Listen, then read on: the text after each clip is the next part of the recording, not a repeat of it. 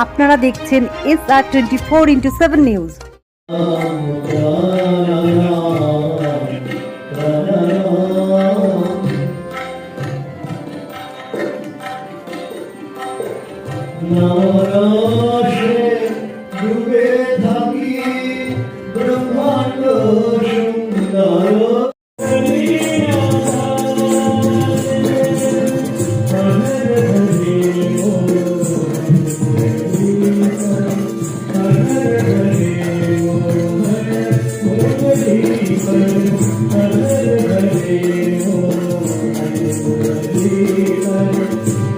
গুরুদেব শ্রীমৎ স্বামী গীতানন্দ মহারাজ, তিনি ছিলেন সিনিয়র ভাইস প্রেসিডেন্ট রামকৃষ্ণ মঠ ও মিশন। আমরা তার আশ্রিত সন্তান। আমরা প্রতি বছরই তার একটা অনুষ্ঠান করি তার জন্মদিন উপলক্ষে। তার 17 এপ্রিল জন্মদিন, মহাবীর জয়ন্তীর দিন, কিন্তু আমরা সেদিন সব রবিবার হয় না বলে করতে পারি না।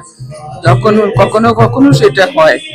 এটা আগে আমি আমার বাড়িতে ছোট করে করতাম, তারপরে আমরা ওকাপুরা ভবনে করতাম, তারপরে আমরা অনলাইনে কোভিডের সময় করেছি, তারপরে 23 সাল থেকে আমরা RMC গোল পার্কে করছি।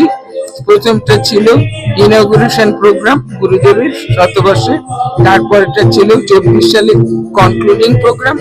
এবারে আমরা বইটা শেষ হয়ে গেছে, তাই আমরা আধ্যাত্মিক একটা প্রোগ্রাম করলাম, এন্ডাওমেন্ট লেকচার এবং ভক্ত সম্মেলন। এবং আমরা এই প্রকাশনার মধ্যে দিয়ে আমরা প্রকাশনার কাজও করি। এর ভিতরে আমরা 4টে বই বার করেছি, একটা জ্ঞানাঞ্জন, একটা তস্মৈ নমঃ, আর একটা চরণ সরোজে। আজকে বেরোলো চরণ সরোজে পার্ট 2। আর সকলেরই এটা আনন্দ হবে শুনে।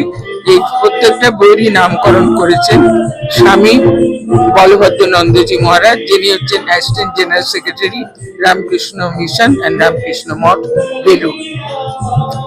আর আমরা গুরুদেবের খুবই গরিবদের প্রতি দয়া ছিল এবং সবসময় তাদের কথা ভাবতেন। আর ঠাকুর, মা, স্বামীজি সকলেই আমাদের বলেছেন যে যদি আমরা দরিদ্রের সেবা করি তাহলেই কিন্তু আমরা ঈশ্বরের পূজা হবে। সেই জন্য আমাদের যতটা সম্ভব আমরা বিভিন্ন জায়গায় ত্রাণ কার্য এবং গরিব লোকেদের জন্য বস্ত্র বিতরণ, কম্বল বিতরণ, খাদ্য বিতরণ এগুলো করা হয়। এবং ত্রাণ কার্যে টাকাও দেওয়া হয়েছে, আবার ত্রাণ কার্যে আমরা খাবার দাবার নিয়ে গিয়েও ত্রাণ কার্য করেছি। এইভাবে আমরা জীবনটাকে ওনার চরণে রেখে ঠাকুর, মা, স্বামীজিকে স্মরণ করে চালিয়ে যেতে চাই। আর আমার এখন অনেক বয়স, এরপরে আমি এতদিন ছিলাম সেক্রেটারি, এবারে আমি এখন সম্পাদক। আমি আমার পরের উত্তরসূরি শ্রীমতী সঞ্চিতা চৌধুরী, তিনি এবার সেক্রেটারি হবে। নমস্কার, আমার নাম ডক্টর প্রফেসর কল্পনা সরকার।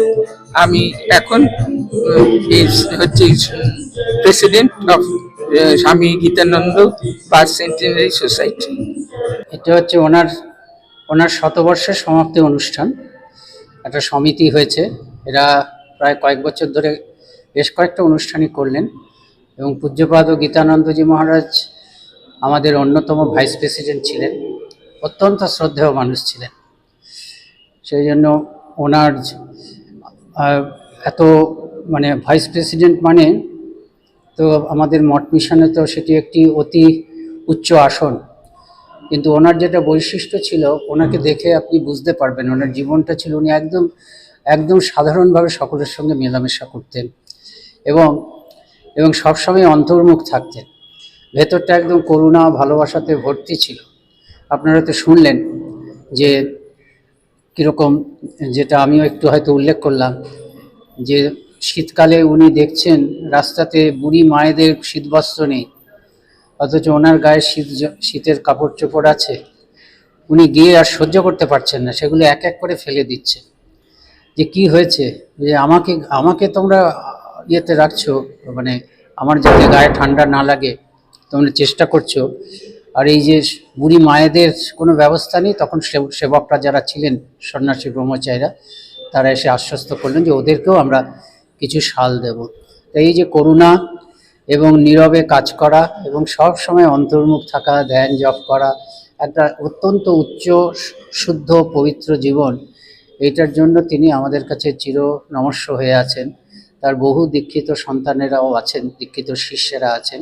তাই এরা সবাই মিলে এই একটা অনুধ্যানের আয়োজন করেছেন। আমরা যারা এখানে উপস্থিত হয়েছি তারা সবাই যে তার কাছে মন্ত্র দীক্ষা নিয়েছি তা নয়, মানে তিনি আমাদের যে সেই অর্থে গুরুদেব তা নয়, কিন্তু তা সত্ত্বেও তিনি আমাদের কাছে এতই শ্রদ্ধার আসন, আমাদের মনের এতটাই শ্রদ্ধাতে তিনি আছেন যে আমরা এই অনুধ্যান অনুষ্ঠানে অংশগ্রহণ করেছি। আমার নাম হচ্ছে স্বামী বলভদ্রানন্দ, রামকৃষ্ণ মঠ ও মিশনের সহ সাধারণ সম্পাদক। বিষয় অ্যাকচুয়ালি আজকে একজন রামকৃষ্ণ মঠ মিশনের একজন মহাপুরুষ পূজ্যপাদ স্বামী গীতানন্দজি মহারাজের স্মরণ মরণ, তার জীবন, তার আদর্শ, এই নিয়ে একটি সভা, সাধন শিবির, একটু ঈশ্বর চিন্তা, বেদান্ত চিন্তা বা শ্রীরামকৃষ্ণ বিবেকানন্দ চিন্তা, এই একটি আয়োজন। এটাই মূলত এই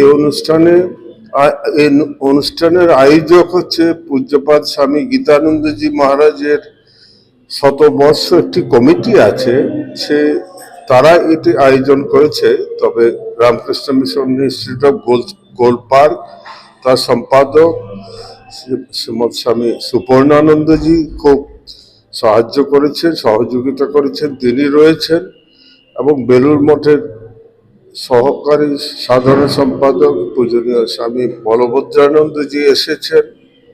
আমি এই কমিটির সঙ্গে প্রথম থেকে একটু জড়িত আছি, সেই জন্য আমাকে ওরা অতিথি হিসাবে নিমন্ত্রণ করেছেন। আমার নাম doctor Gour Das. Thank you sir.